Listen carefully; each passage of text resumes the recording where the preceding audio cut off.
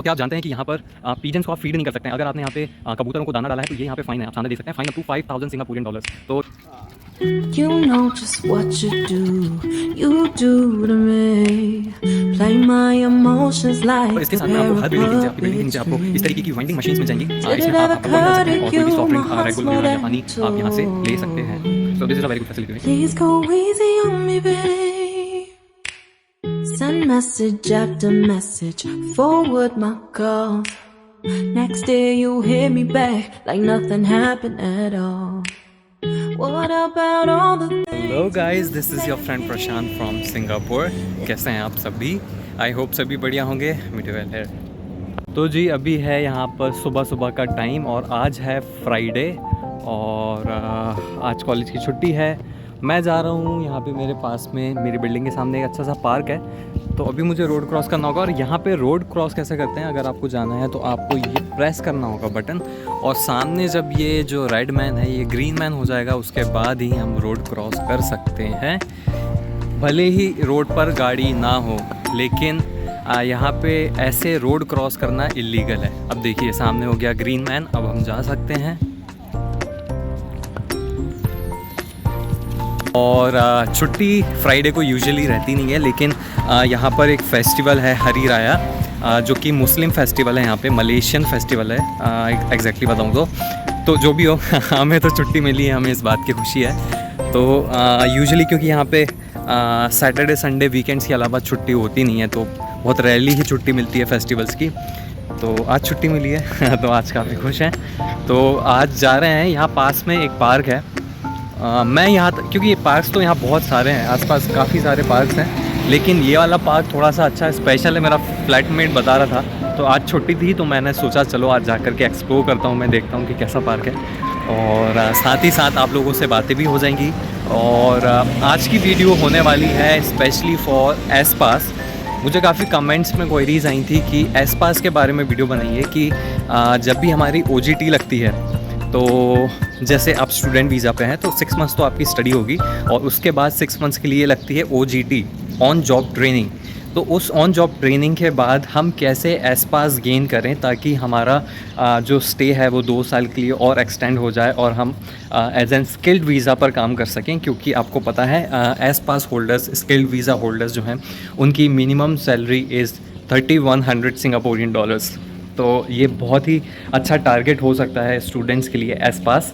तो वो कैसे मिलता है, क्या होता है, क्या प्रोसेस है, उसके बारे में हम आज बात करेंगे। तो जी अगर आप ये वीडियो देख रहे हैं तो please make sure that you subscribe this channel, क्योंकि आपका एक सब्सक्रिप्शन मुझे मोटिवेशन देता है for making the next video. तो आपका एक सब्सक्रिप्शन मुझे मोटिवेट करता है कि मैं नेक्स्ट वीडियो बनाऊं आप लोगों के लिए।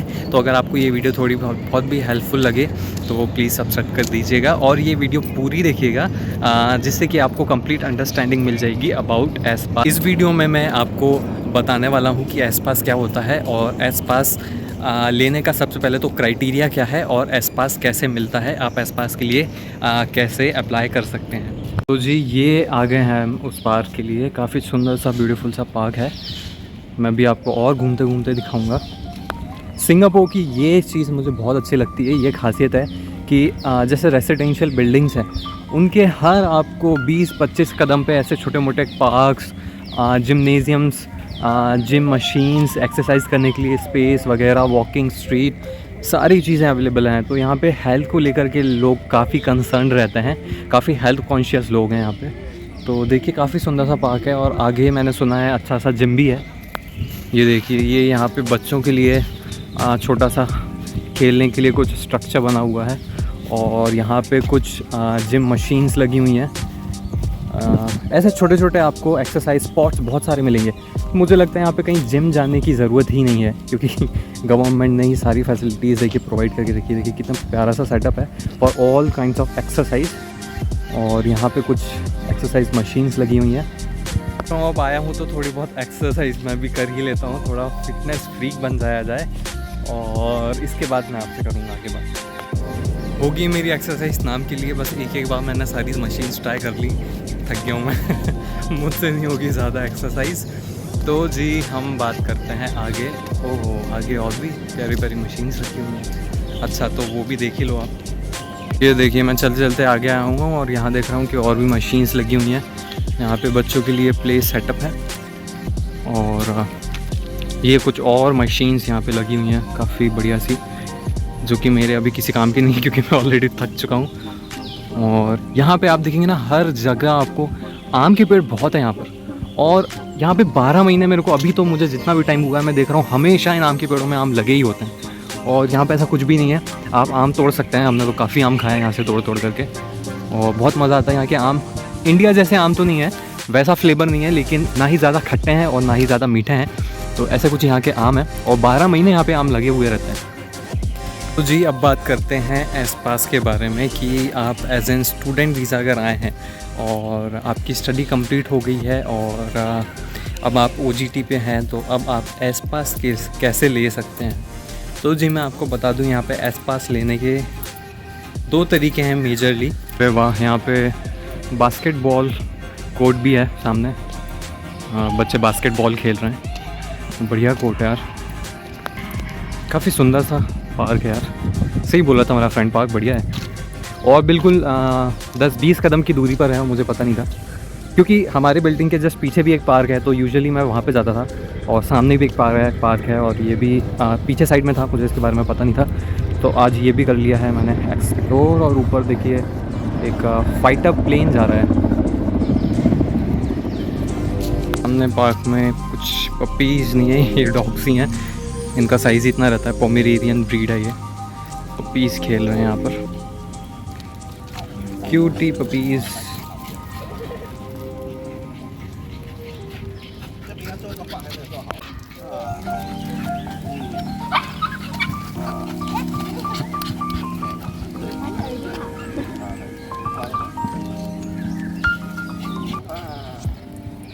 और क्या आप जानते हैं कि यहाँ पर पीजन्स को आप फीड नहीं कर सकते हैं। अगर आपने यहाँ पे कबूतरों को दाना डाला है तो ये यहाँ पे फ़ाइन है। आप सामने देख सकते हैं, fine up to 5000 Singaporean dollars.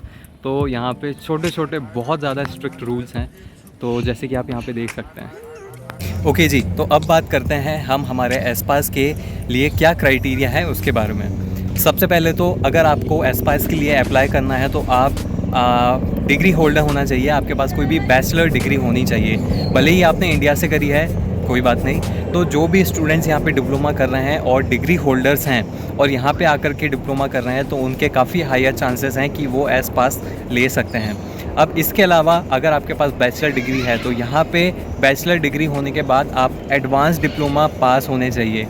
एक यहाँ पे होता है डिप्लोमा और एक होता है एडवांस डिप्लोमा। तो अगर आपने डिप्लोमा किया है तो आप एस्पास के लिए अप्लाई नहीं कर सकते हैं। आपके पास एडवांस डिप्लोमा का सर्टिफिकेट होना चाहिए, उसके बाद ही आप एस्पास के लिए एलिजिबल हैं। तो ये तो हो गई भाई क्राइटेरिया की बात। ओके जी, अब बात करते हैं कि एस्पास मिलता कैसे है। एस्पास लेने के मेजरली 2 तरीके हैं। मेथड नंबर 1, अब ये जो मेथड है ये सबसे आइडियल मेथड है क्योंकि इसमें आपको कोई भी चार्ज नहीं देना होता है। इसको कहते हैं स्पॉन्सरशिप एस्पास। अब ये कैसे मिलता है, जहाँ पर भी आप OGT कर रहे हैं, ऑन जॉब ट्रेनिंग, जिस भी कंपनी के साथ या जिस भी एम्प्लॉयर के साथ आप जॉब कर रहे हैं for 6 months for your internship.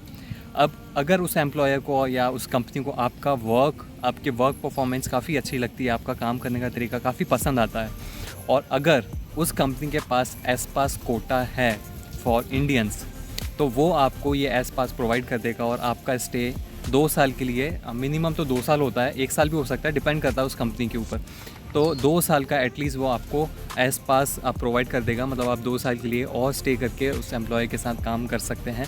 और एस्पास की जो खासियत है वो ये है कि एस्पास की जो मिनिमम सैलरी है वो है 3100 Singaporean dollar, which is a very good amount to earn. तो ये तो है जी मेथड नंबर 1। अब ये जो स्पॉन्सरशिप एस्पास है, इसको लेने के लिए भी 1-2 कैच हैं जो कि आपको पता होने चाहिए। सबसे पहले तो ये एस्पास लेना इतना आसान नहीं है।